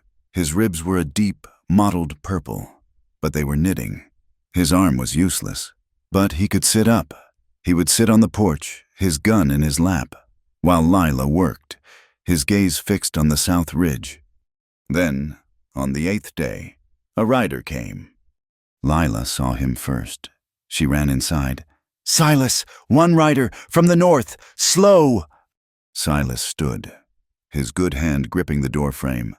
"Get in the barn, Lila, now!" "No," she said. She stood beside him on the porch, her own rifle in her hands. "Not anymore. We see who it is, together." He looked at her, at the set of her jaw. She was not the same woman. He nodded.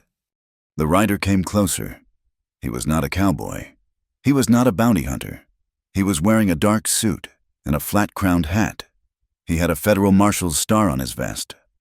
He rode right up to the porch and stopped, his horse a fine, strong bay, not a tired cow pony. He looked at Silas, at his arm in a sling, at the gash on his head. He looked at Lila, at her dark skin, her patched trousers, and the rifle she held like she was born to it. "Mr. Silas McRae?" the marshal asked. His voice was calm, official. "That's me," Silas said. "I'm Marshal Johnson. I got your letter, the one you delivered to my office last week." Lila's knuckles went white on the rifle stock. "Your information," the marshal said, looking from Silas to Lila and back, "proved to be accurate. We formed a posse, 20 federal men and a cavalry detachment. We rode out 2 days ago." He paused, taking a drink from his canteen. "We hit the canyon at dawn. Yesterday." Lila felt her knees go weak. She leaned against the porch post, her breathing shallow. "It's done," Johnson said. He did not waste words. "It was a hard fight. They were dug in, but we had the numbers and the law. We arrested Asa. He'll stand trial, and he'll hang. 2 of his men were killed in the fight. The rest scattered or surrendered. The place is burned to the ground. It's over." "It's over." The words didn't make sense. The air didn't feel different. The sun was still hot. Lila found her voice. It was a dry, cracking whisper. The others, the captives, did you find?" The marshal's hard face softened, just a little. He looked at her, seeing her for the first time not as part of a crime, but as the victim. "We found 12 people, Ma'am, held in the bunkhouse. Was there an old woman? Lila's voice was desperate. Named Hattie and a little boy, Samuel, were they? Johnson pulled a small notebook from his pocket. He flipped a page. Hattie, yes, an older woman, and a boy. Samuel, they are alive. They are safe. They told us about you. They said you ran. They were praying for you. Lila made a small sound, a choked-off sob, and slid down the porch post to sit on the step. Her head fell into her hands. Hattie, Samuel, alive. The guilt that had been eating her like a cancer had eased. We're escorting them east, the marshal said gently, to a federal outpost where they'll be processed, given papers, and transport. But Lila looked up, her face streaked with tears. And the others? You said 12. Johnson's face was grim. Yes, ma'am. There were others. We found graves. Looks like 3 didn't make it through the winter. And I'm sorry, 2 women were killed in the firefight. They were in the main house, got caught in the crossfire. Lila's blood ran cold. Mary, she whispered. A young girl, my age, with a scar on her chin. The marshal looked down. He slowly closed his notebook. He didn't have to say anything. Oh, Lila breathed. Oh, no. The news hit her, not as a single blow, but as 1,000 sharp pieces. Relief so vast it made her dizzy, and grief so sharp it stole her breath. Hattie was alive. Mary was dead. She had escaped. They had not. She had sent the law, and the law had, in its saving, also killed. It was a terrible, messy, broken kind of freedom. The marshal nodded to them both. I just wanted to let you know, Mr. McRae, you're clear. The bounty is void. Asa's organization is broken. You're safe. He turned his horse. Ma'am, he said to Lila, a new, deep respect in his voice. You're free, truly free. He rode away. They stood on the porch, watching the dust from his horse settle. The siege was over. The war was won. The silence that fell was not the silence of fear. It was the silence of nothing. An empty, vast, terrifying nothing. The next morning, Lila woke. And for the first time, she did not immediately reach for the rifle. There was no one to watch for. She walked out of the cabin. She passed the barn. She passed the well. She walked and kept walking until she reached the low rise at the edge of Silas's property, the place where the prairie grass gave way to the endless, open land. She just stood there. The wind, that constant, nagging Texas wind, was cool this morning. It felt different. It was not an enemy. It just was. It pulled the pins from her hair, and it unwound the tight bun she had kept. Her hair, long and dark, whipped around her face. She closed her eyes and just felt it. She was free. She could walk east, to the federal outpost. She could find Hattie and Samuel. She could get on a train. She could go north. She could go anywhere. She could disappear. Silas watched her from the cabin porch. His arm was in its sling. His ribs ached. He had watched her walk out, and his heart was a cold, hard knot in his chest. The danger was gone. The thing that had bound them together. That desperate fight for survival, it was gone. Too, she had no reason to stay. He had given her refuge. He realized, been her last cage. A safe one, but still a cage. Now, the door was open. He had told her he loved her. She had not said it back. She had cared for him. Yes, as a nurse, as a friend. But love? He had no right to ask it. He watched her, a small, still figure against the enormous, empty sky, her hair blowing in the wind, and he was terrified. He had faced down death, but the thought of her walking away that he could not bear. But he knew, with a certainty that ached, that he could not, and would not, ask her to stay. He had meant what he said. You're not something to give. That meant she was also not something to keep. She stood out there for almost an hour. Then, she turned and walked back. Not to the cabin. She walked right up to the porch, right up to him. Her face was calm. The storm in her was gone, but her eyes were full of a deep, aching sadness. It's so big, She said, looking back at the land. that it is. He said, his voice rough. She looked at him. Part of me, She whispered. just wants to run. His heart clenched. He said nothing. I want to just pick a direction, She said, her voice shaking. and walk. Just walk until I'm just gone, disappeared, where no one can ever find me. He looked at her, his own pain hidden deep. Why? You're free. Lila, you don't have to run anymore. Because running is easy, She said, and a flash of that old, desperate energy returned. It's what I know how to do. Hiding, running, waking up scared. That's simple. I know how to do that. She turned to him, her eyes pleading. But this, staying, building something, waking up in the morning and not being scared, I don't know how to do that. Silas, it's harder. It's so much harder than running. I'm afraid. She was not afraid of Asa. She was afraid of this, of him, of a life. He knew he had to give her the choice. The real one. The one no one had ever given her. That night, the heat of the day finally broke. The air was cool and clear. The sky was not a black, oppressive lid. It was a vast, deep ocean, so full of stars it looked like spilled diamonds. The silence was perfect. They were not in the cabin. The cabin felt too small, too full of ghosts and blood. They were sitting in the tall, dry grass, a little ways from the house, just breathing. Silas lay back, his good arm cushioning his head, looking up at the Milky Way. Lila sat beside him, her knees drawn to her chest. You can go, Silas said to the stars. Lila turned her head, looking at his profile in the starlight. I mean it, he said, his voice quiet, but absolute. You're free. In the morning, you can take Amos. He's a good horse. You can take half of whatever I got. It ain't much, but you can take it. You can ride east. You can find Hattie. You can get on that train and go north, where a woman like you can maybe find a real life. He turned his head then, his eyes meeting hers. You can disappear, just like you said. You don't owe me anything. Lila, not for any of it.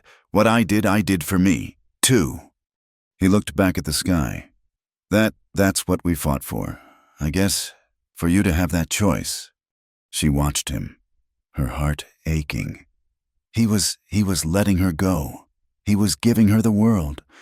But, he said, his voice getting thick, catching in his throat. But if you want to stay, I'll make this your home. He sat up, wincing as his ribs pulled. He sat facing her. I'll build you your own room, a real one. I'll buy more horses. We can make this place something. I'll make this your home, Lila. Not because you owe me, not because you're trapped here. He reached out his good hand, not to touch her, but just holding it in the space between them. I'd carry you again, he whispered.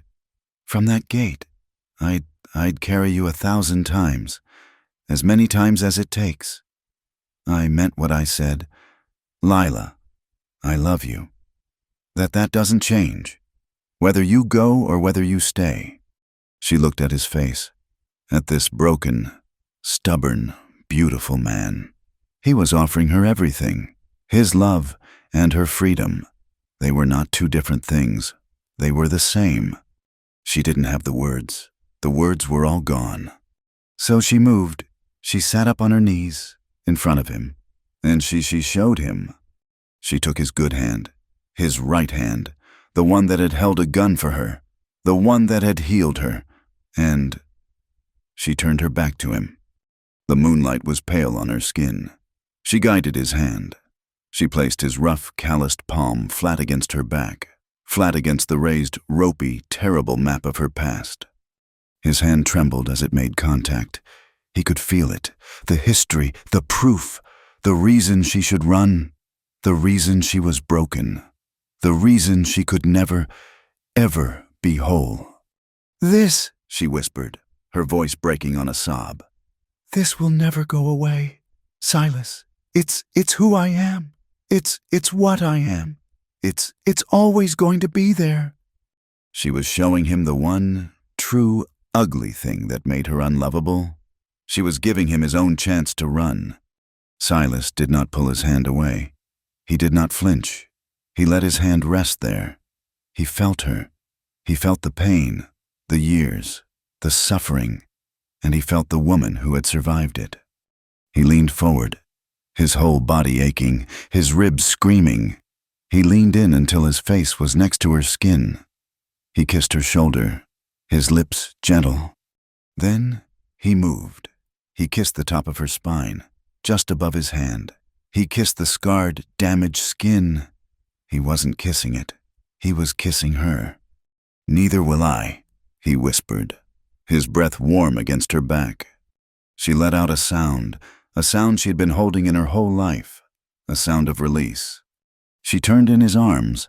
She was crying, but not in grief, not in fear. She was just undone. She put her hands on his face, her fingers careful of the gash on his head. She looked at him, her eyes shining in the starlight, and she kissed him. It was not the broken, needful kiss of that night by the fire. It was not a kiss of panic. It was a choice. It was an answer. It was everything. He kissed her back, his good arm coming around her, pulling her close as his wounds would allow. He was so gentle, so careful, as if she were made of glass. "Silas," she breathed against his mouth. He laid her back in the tall, soft grass. He moved over her, his body shielding her from the vast, empty sky. He was not a master. He was not a savior. He was hers. They made love for the first time, there, under the stars, on the hard, unyielding earth that they had both bled on. It was tender. He touched her like he was learning. His hands, even the one on his injured arm, moved over her, her face, her hair, her shoulders, but never, ever, with anything but reverence. It was raw. It was the uncorking of every bit of fear, and loneliness, and pain, and love they had both stored up. It was the desperation of two people who had been completely alone, and suddenly were not. And it was slow. There was no rush. They had for the first time all the time in the world. The night was theirs. It was not perfect. He was hurt. His body was broken. He moved with pain, his breath catching in his ribs. And she was scarred, inside and out. She was terrified and brave and new to this choosing. It was awkward and it was clumsy, but it was theirs. It was the first thing in her entire life that was completely, absolutely, 100% hers. Her choice, her body, her home, her love. She held him, this wounded soldier, this lonely man. And for the first time, in the wide, wild, dangerous land, she was not free because she could run. She was free because she could stay. Silas's words, "I love you," seemed to echo in the small, silent cabin. They hung in the air between them, heavier than the oppressive heat, more dangerous than the men who were hunting them. He had said it in a gasp of blood and pain. And now, as Lila tied the sling for his broken arm, the words were just there. He was alive. That was the first miracle. The men who had ambushed him had left him for dead, but they had underestimated his stubbornness. He was weak, he was in agony, but his eyes were clear, and they followed her everywhere. Lila, in turn, became the guardian. Their roles had been completely reversed. She was the one who was whole. She was the one who met the dawn, rifle in hand. She was the one who hauled the water, her muscles straining. She was the one who checked the perimeter, her eyes scanning the ridges for that lone rider, for the dust cloud that would mean the end. And she was the one who nursed him. She changed his bandages. She spoon-fed him broth, just as he had done for her. She sat by his cot through the long, hot nights, listening to his fevered breathing, her hand resting on the rifle. They were trapped. The ambush proved that Asa's men were not just at the canyon. They were here. They were watching the roads. They were waiting. Silas's ride had not saved them. It had only poked the hornet's nest. Now, they were just waiting for the fever to take Silas, or for Asa's men to finally grow bold. A full week passed, a week of suffocating, stretched thin tension. Silas's fever broke. His ribs were a deep, mottled purple, but they were knitting. His arm was useless, but he could sit up. He would sit on the porch, his gun in his lap, while Lila worked, his gaze fixed on the south ridge. Then, on the 8th day, a rider came. Lila saw him first. She ran inside. "Silas, one rider, from the north. Slow." Silas stood, his good hand gripping the doorframe. "Get in the barn. Lila, now!" "No," she said. She stood beside him on the porch, her own rifle in her hands. "Not anymore. We see who it is. Together." He looked at her, at the set of her jaw. She was not the same woman. He nodded. The rider came closer. He was not a cowboy. He was not a bounty hunter. He was wearing a dark suit and a flat-crowned hat. He had a federal marshal's star on his vest. He rode right up to the porch and stopped, his horse a fine, strong bay, not a tired cow pony. He looked at Silas, at his arm in a sling, at the gash on his head. He looked at Lila, at her dark skin, her patched trousers, and the rifle she held like she was born to it. "Mr. Silas McRae?" the marshal asked. His voice was calm, official. "That's me," Silas said. "I'm Marshal Johnson. I got your letter. The one you delivered to my office last week." Lila's knuckles went white on the rifle stock. "Your information," the marshal said, looking from Silas to Lila and back, "proved to be accurate. We formed a posse, 20 federal men and a cavalry detachment. We rode out 2 days ago." He paused, taking a drink from his canteen. "We hit the canyon at dawn, yesterday." Lila felt her knees go weak. She leaned against the porch post, her breathing shallow.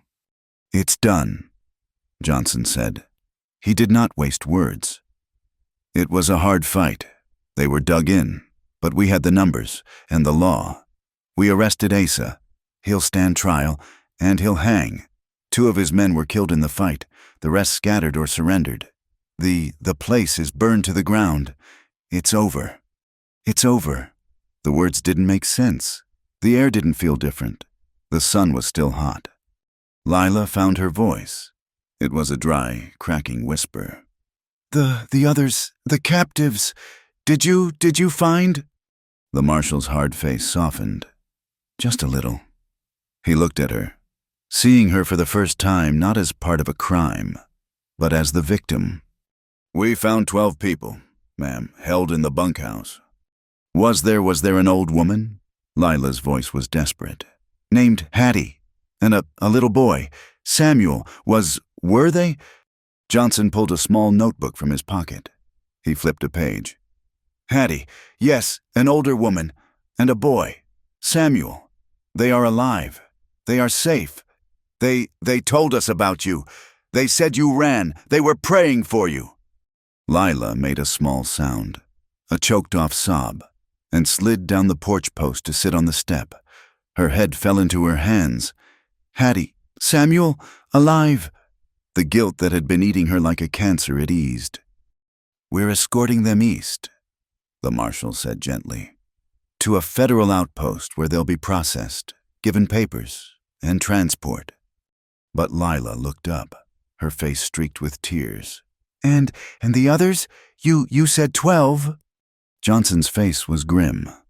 "Yes, ma'am. There were others. We found graves. Looks like 3 didn't make it through the winter. And I'm sorry, 2 women were killed in the firefight. They were in the main house, got caught in the crossfire." Lila's blood ran cold. Mary, she whispered. A young girl, my age, with a scar on her chin. The marshal looked down. He slowly closed his notebook. He didn't have to say anything. Oh, Lila breathed. oh, no. The news hit her, not as a single blow, but as 1,000 sharp pieces. Relief, so vast it made her dizzy, and grief, so sharp it stole her breath. Hattie was alive. Mary was dead. She had escaped. They had not. She had sent the law, and the law had, in its saving, also killed. It was a terrible, messy, broken kind of freedom. The marshal nodded to them both.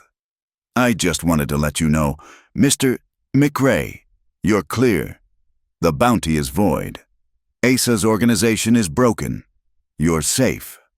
He turned his horse. Ma'am, he said to Lila, a new, deep respect in his voice. You're free, truly free.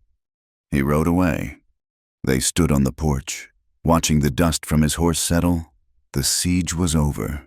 The war was won. The silence that fell was not the silence of fear.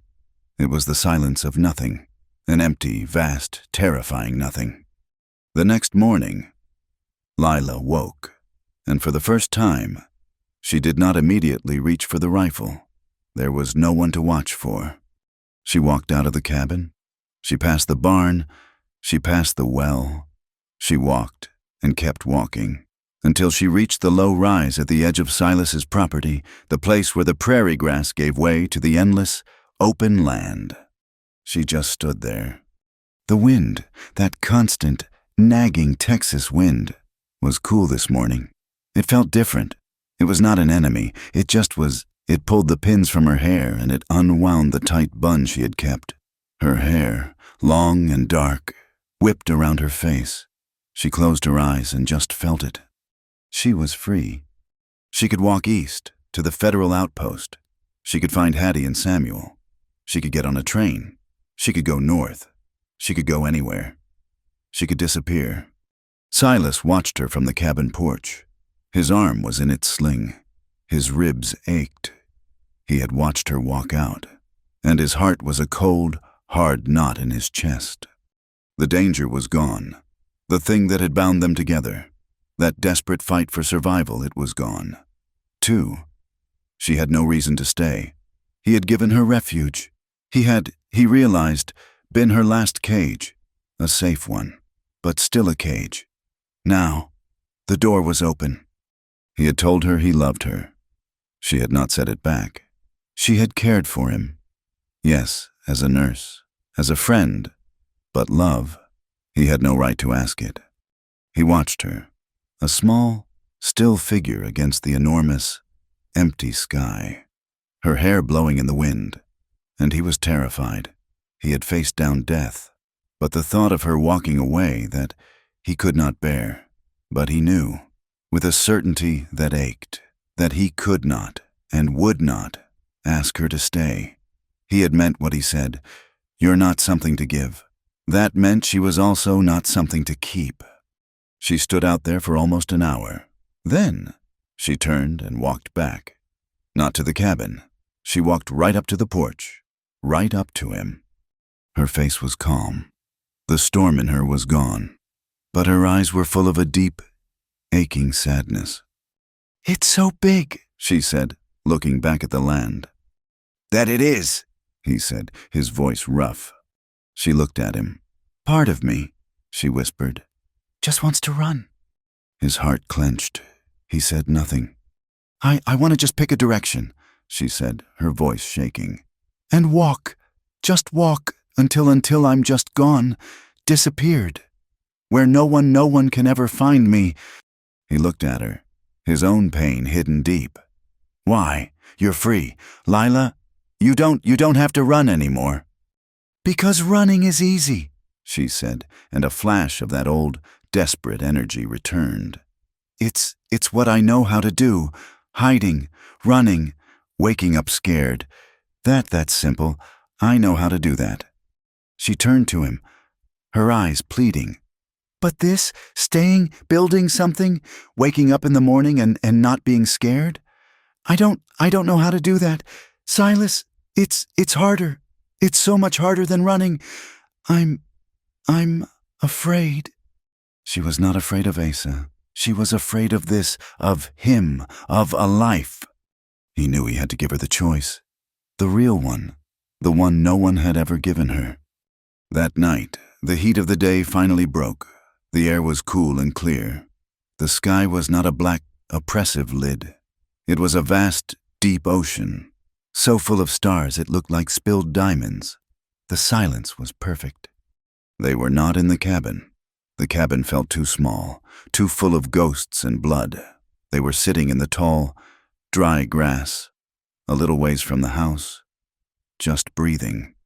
Silas lay back, his good arm cushioning his head, looking up at the Milky Way. Lila sat beside him, her knees drawn to her chest. "You can go," Silas said to the stars. Lila turned her head, looking at his profile in the starlight. "I mean it," he said, his voice quiet but absolute. "You're free. In the morning, you can take Amos. He's a good horse. You can take half of whatever I got. It ain't much. But you can take it. You can ride east. You can find Hattie. You can get on that train and go north, where a woman like you can maybe find a real life." He turned his head then, his eyes meeting hers. "You can disappear, just like you said. You don't owe me anything, Lila. Not for any of it. What I did for me, too." He looked back at the sky. That's what we fought for, I guess, for you to have that choice." She watched him, her heart aching. He was letting her go. He was giving her the world. "But," he said, his voice getting thick, catching in his throat, "but if you want to stay, I'll make this your home." He sat up, wincing as his ribs pulled. He sat facing her. I'll build you your own room, a real one. I'll buy more horses. We can make this place something. I'll make this your home, Lila. Not because you owe me, not because you're trapped here." He reached out his good hand, not to touch her, but just holding it in the space between them. "I'd carry you again," he whispered. "From that gate, I'd carry you 1,000 times, as many times as it takes. I meant what I said. Lila, I love you. That doesn't change, whether you go or whether you stay." She looked at his face, at this broken, stubborn, beautiful man. He was offering her everything, his love and her freedom. They were not two different things. They were the same. She didn't have the words. The words were all gone. So she moved. She sat up on her knees, in front of him, and she showed him. She took his good hand, his right hand, the one that had held a gun for her, the one that had healed her, and she turned her back to him. The moonlight was pale on her skin. She guided his hand. She placed his rough, calloused palm flat against her back, flat against the raised, ropey, terrible map of her past. His hand trembled as it made contact. He could feel it, the history, the proof, the reason she should run, the reason she was broken, the reason she could never, ever be whole. "This," she whispered, her voice breaking on a sob. "This will never go away, Silas. It's who I am. It's what I am. It's always going to be there." She was showing him the one true, ugly thing that made her unlovable. She was giving him his own chance to run. Silas did not pull his hand away. He did not flinch. He let his hand rest there. He felt her. He felt the pain, the years, the suffering, and he felt the woman who had survived it.